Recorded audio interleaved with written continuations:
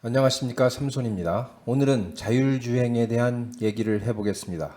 참고로 제가 자동차 전문가는 아니라는 점 말씀드리고 시작하겠습니다. 다만 공학을 전공했고 석사과정, 박사과정의 공부도 공학을 통해 했던 사람으로 리서치를 통해 제가 이해한 만큼의 정보를 공유하면 투자함에 있어 필요한 만큼의 이해에 도움을 줄 수 있지 않을까 하는 생각으로 영상을 만들었습니다. 감안하여 시청하여 주시면 감사하겠습니다. 삼손투자연구소는 우량 주식 중 저평가되어 있는 종목에 대한 분석과 정보를 수집하여 공유하고 있습니다. 이슈를 분석하여 동영상을 제작하고 있습니다. 매주 말에 증권사 추천주 중 선별하여 소개해드리는 시간도 갖습니다. 구독하시면 지금까지 제작한 모든 동영상이 여러분의 것이 됩니다. 자율주행이란 무엇이고 우리 자율주행 기술의 실현 단계는 어느 정도인가를 알아보겠습니다. 자율주행을 위해 필요한 기술이 어떤 것들이 있는지를 확인해보고 그러한 기술이 무슨 의미를 갖는지도 말씀드리겠습니다. 향후 자율주행과 관련하여 우리 사회가 나아가는 전망, 특별히 기술 표준화의 방향성을 말씀드려보고 마지막으로 관련 기업이 어떤 기업들이 있는지까지 말씀드리겠습니다. 자율주행차란 자동차가 스스로 주행 환경을 인지하여 위험을 판단하고 주행 경로를 계획 및 제어하면서도 안전 운행이 가능한 자동차라고 정의하고 있습니다. 이 정의의 내용 중에 핵심 키워드를 체크해 보면 주행 환경의 인지, 위험의 판단, 주행 경로의 계획 및 제어라고 말씀드릴 수 있겠습니다. 키워드별로 그 의미를 확인해 보면 주행 환경 인지는 상황 인식이 될 테고요. 이는 카메라, 즉 광학기술을 이용한 탐지가 포함되겠고 한편 적외선, 레이저 등의 검출 기능을 활용한 상황 탐지도 포함되겠습니다. 여기에 통신기술을 이용한 정보의 활용도 주행환경 인지 분야에 포함되겠습니다. 위험 판단은 인지 기능에 포함된 기술들이 수집한 정보를 활용하여 위험성 여부의 판단, 그리고 목적지까지의 경로와 현재 경로의 비교 판단 등이 되겠습니다.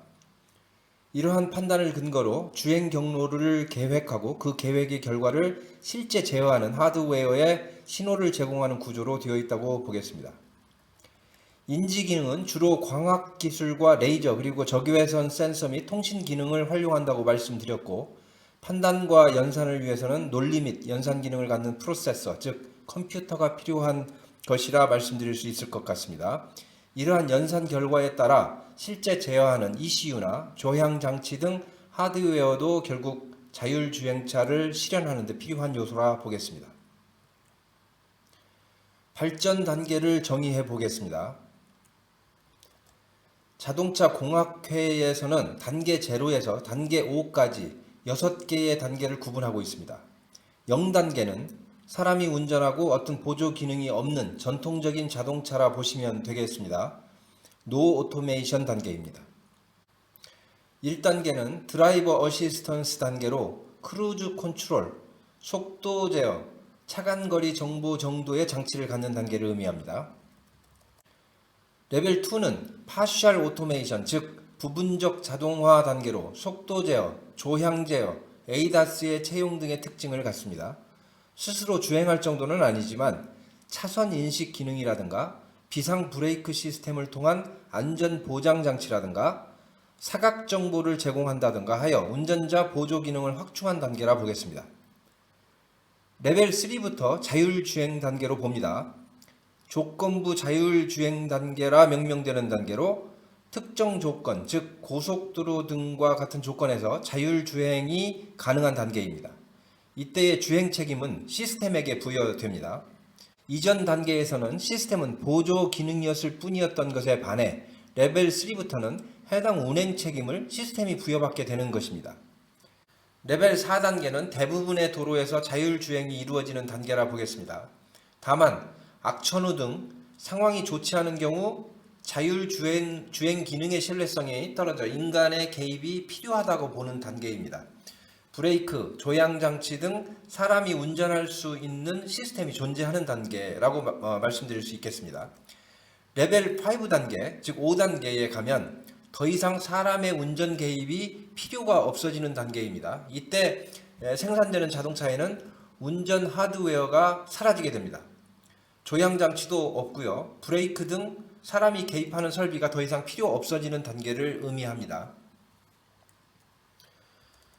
정리하여 말씀드리면 레벨 0에서 레벨 2까지는 운전자 보조 시스템의 발전 단계라 보시면 되겠고, 레벨 3부터 레벨 5까지는 자율주행의 적용 범위가 넓어지고 시스템 신뢰성의 발전 단계라 보시면 되겠습니다. 레벨 3부터는 제어 주체와 주행 책임 모두가 시스템에 주어진다는 것을 주목하시면 좋겠습니다. 이런 기사를 보시면 흥미롭습니다.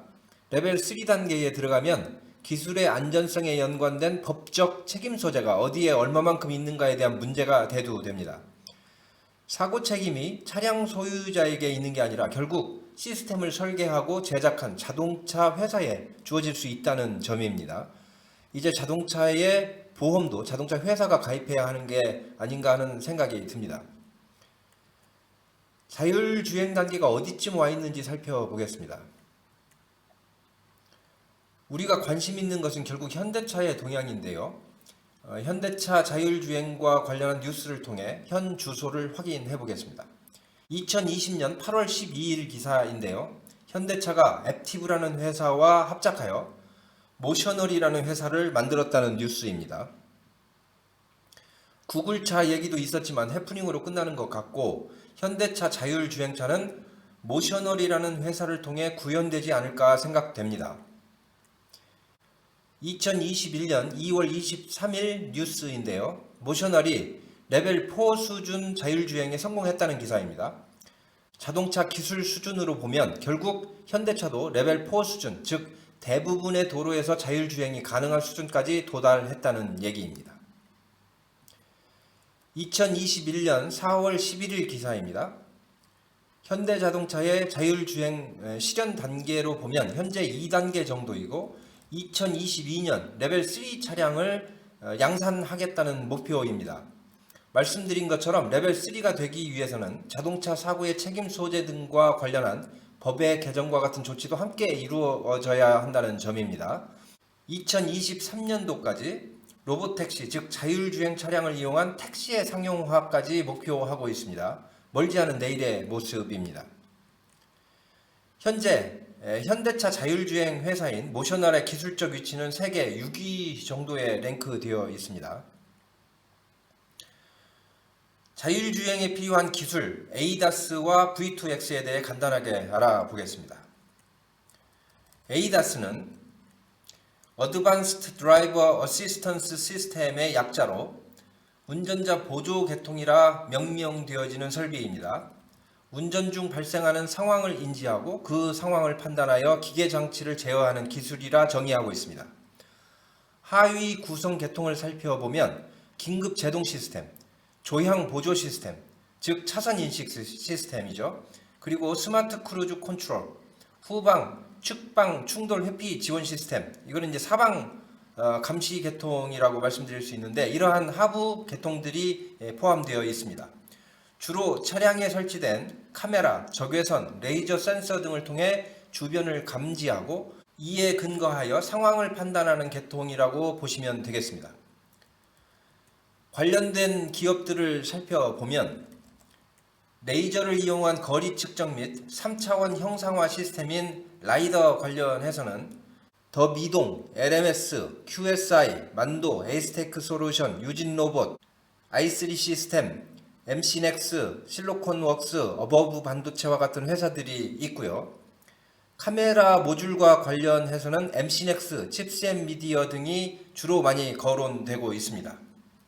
기타 ADAS 관련주들을 참고하실 수 있도록 나열했습니다. 필요하신 대로 기업들에 대한 정보를 수집하시면 좋은 투자 정보가 되지 않을까 생각해 봅니다. V2X에 대해서도 살펴보겠습니다. V2X란 Vehicle to Everything을 의미하는 통신 표준입니다. 차량에 통신 모듈을 설치하여 주위의 사물과 소통하는 기술입니다. 통신 대상에 따라 V2V, V2I, V2P, V2N으로 구분합니다.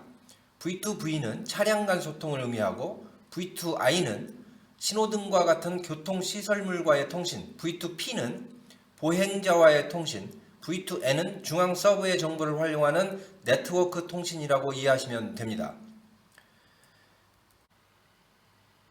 간단히 도식해서 살펴보면 차량과의 소통 V2V, 그리고 시설물과의 소통 V2 Infrastructure, 그리고 보행자와의 소통 V2 Pedestrian, 그리고 서버와의 소통 V2 Network, 그와 같은 것들이 있겠습니다. 웨이브와 CV2X를 비교해보고 그 차이점에 대해 말씀드리겠습니다. 이는 통신 방식에 따른 구분입니다. 웨이브는 와이어레스 액세스 인 베이큘러 인바이러먼트의 약자이며 와이파이 기반 DSRC 통신을 활용한 기술입니다. 현재 표준화가 완료되어 검증된 기술이고 국내 CITS 사업에 그 표준으로 채택되어 있는 방식입니다. 현재 표준화가 완료되어 검증된 기술이고 국내 CITS 사업에 그 표준으로 채택되어 있는 방식입니다. 반면 CV2X는 셀룰라 V2X를 의미하는 것으로 5G V2X라고 불리기도 합니다. 통신 기반이 5G에 있기 때문입니다. 미국, 중국 등이 자율주행 표준으로 채택한 방식이기도 합니다. 두 가지를 상호 비교해보면 표와 같습니다. 여러 가지 면에서 CV2X가 우월하게 보입니다. 당연히 최신 진보된 기술인 5G를 사용하기 때문이지요. 속도 면에서는 비교가 안 될 정도로 CV2X가 빠르고요. 신뢰성도 그렇고 지연 시간도 훨씬 짧습니다. 일전에 말씀드린 바처럼 5G가 고속성, 초저지연성을 갖고 있기 때문입니다.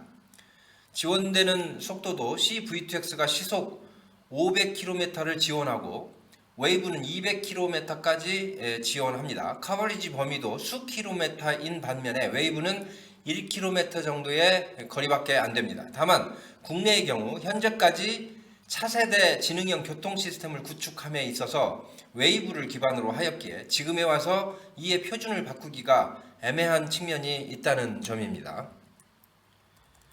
그렇다면 우리의 표준은 어떻게 될 것인가에 대해 저의 생각을 말씀드리겠습니다. 미국과 중국은 이미 CV2X를 그 표준으로 채택하였습니다. 미국은 웨이브를 포기하기로 결정했고 중국은 애시당초 웨이브를 건너뛰고 CV2X를 채택한 경우입니다.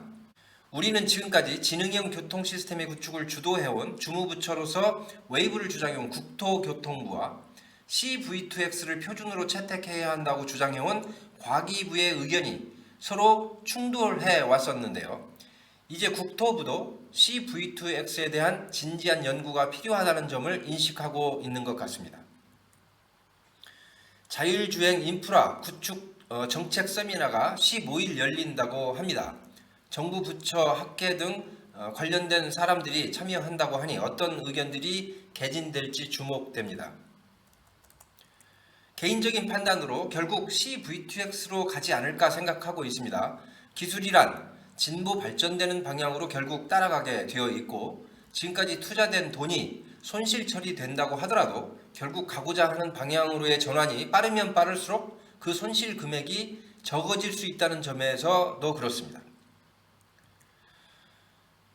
V2X와 관련된 기업들은 어떤 회사들이 있을까요?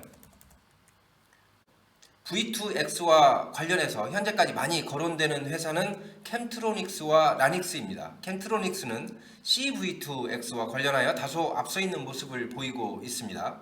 CV2X 단말기 및 온보드 유니트를 개발 완료한 상태이고 기존 웨이브 방식의 V2X의 솔루션도 개발 완료된 상태입니다.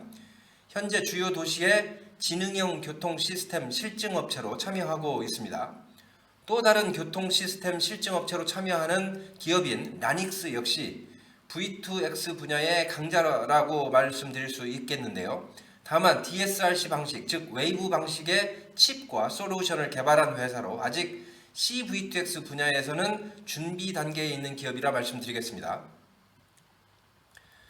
정리해 보겠습니다. 자율주행의 단계는 0에서 5단계, 즉 6개의 다른 단계로 구분된다고 말씀드렸습니다.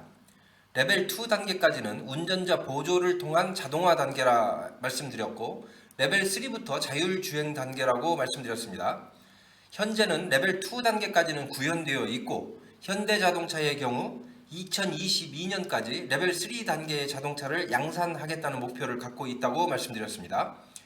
2023년까지는 자율주행 자동차를 이용한 택시 사업, 즉 로봇 택시 사업을 시작하겠다고 했으니 지켜볼 일입니다. 에이다스의 기술, 즉 운전자 보조를 통한 자동화 실현 단계는 구현되어 있고 이미 사용되고 있습니다. 향후 통신 기능이 추가되어 궁극적인 자율주행이 이루어질 전망인데요. V2X 중 궁극적으로 5G와 결합된 CV2X로 표준화될 것으로 판단하고 있습니다. 결론적으로 자율주행을 위한 5G 구축 현황과 CV2X 표준화 행로에 관심이 필요한 시점이라 말씀드리겠습니다. 먼 날이 아닌 곧 실현될 자율자동차의 출현으로 수혜를 받게 될 기업에 대한 관심을 꾸준히 가져야 된다고 봅니다. 관련된 기업의 움직임이 크게 나타날 시기가 곧 올 것으로 판단하기 때문입니다. 시청해 주셔서 감사합니다. 구독 다시 한번 부탁드립니다. 좋은 하루 맞이하시길 바랍니다. 지금까지 삼소원이었습니다.